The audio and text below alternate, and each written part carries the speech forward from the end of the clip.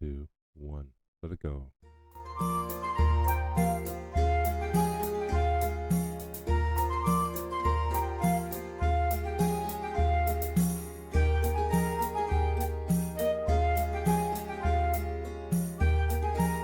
We know you're busy and respect your valuable time. So this is your daily dose of 5-minute news with Jay Thomas. Take it away, Jay. I will take it away. Thank you, Mr. Announcer. It's our frolicking music. Okay, let's get right to it. The first up, the bad news is, according to the Tulsa World and a writer named Lindsay Kriebel Burton. Anyway, Ken Burns dropped a docudrama. I'm not going to call it history. Not yet. I haven't seen it. On us about the American Revolution. He dropped it last night on PBS, and it includes the American Revolution from the American Indian perspective, which could be really cool, or it could be, could be slop. Ken Burns had some really good history with was it Shelby Steele? That was his name, and he was a historian.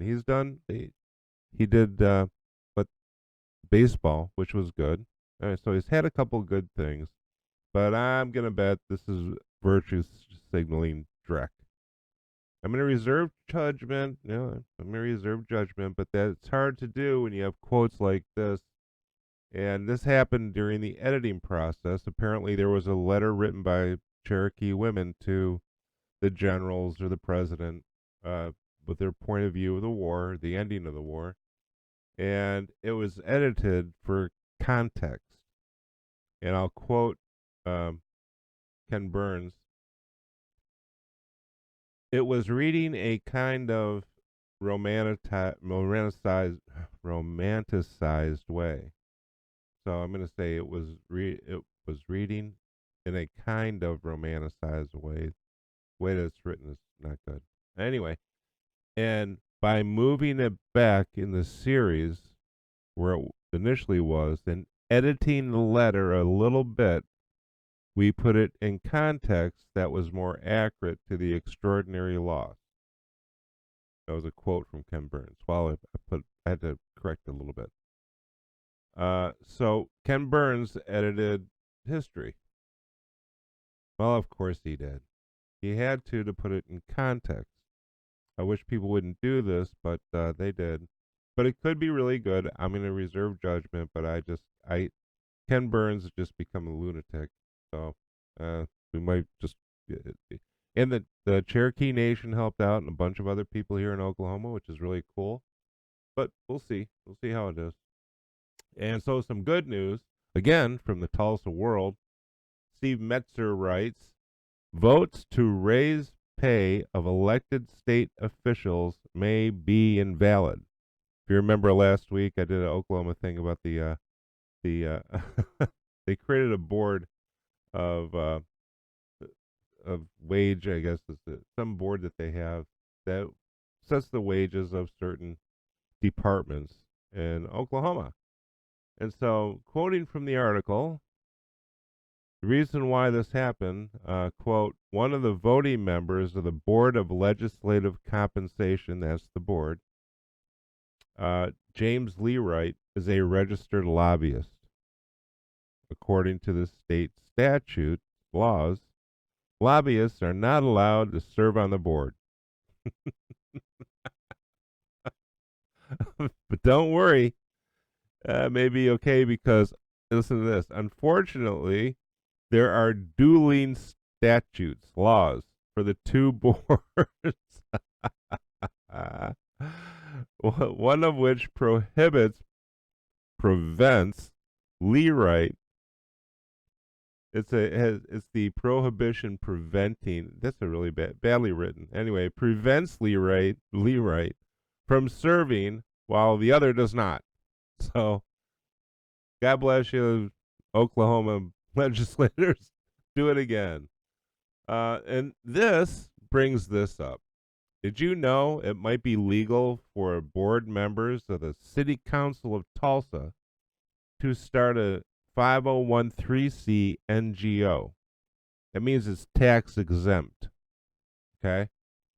And then what they do is they start a 501c and then they get money from the taxpayers of the city of Tulsa. Did you know that?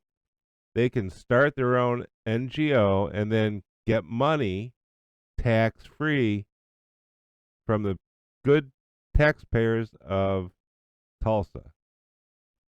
Well, we're going to dive into this a little bit deeper later on, but here's how this happened. I had an interesting exchange from a nutcase named Vanessa Hall Herbert. What is it? Oh, no, I'm sorry. No, Harper. Vanessa Hall Harper. She's a racist nutcase at the city council here in Tulsa, Oklahoma. And what she did is she was granted over $250,000 from the city of Tulsa for her tax exempt NGO. And she didn't even do the paperwork correctly at first because she applied for it under a 501-6C, which is different than a 501-3C.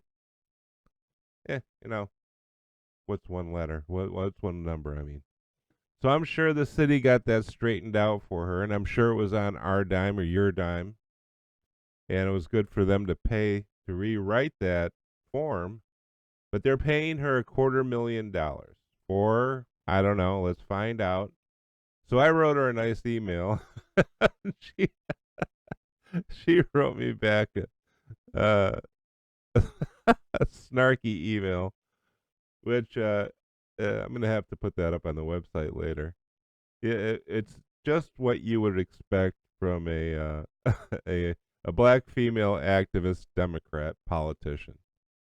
If you wrote a nice email to like what's her name, Crockett, Jazzy Crockett, I'm sure you could get something back like what she wrote me. So I'm not sure if she is a lesbian or that could be, I don't know. She probably would have included that, but I'm not sure she is. We'll have to put that in there too. What the hell? Okay, so that's it. We'll be back later on. Have a great day, ladies and gentlemen. And hit it, Cece.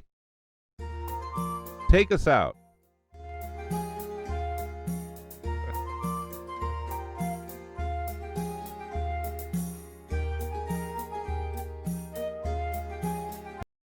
Wow.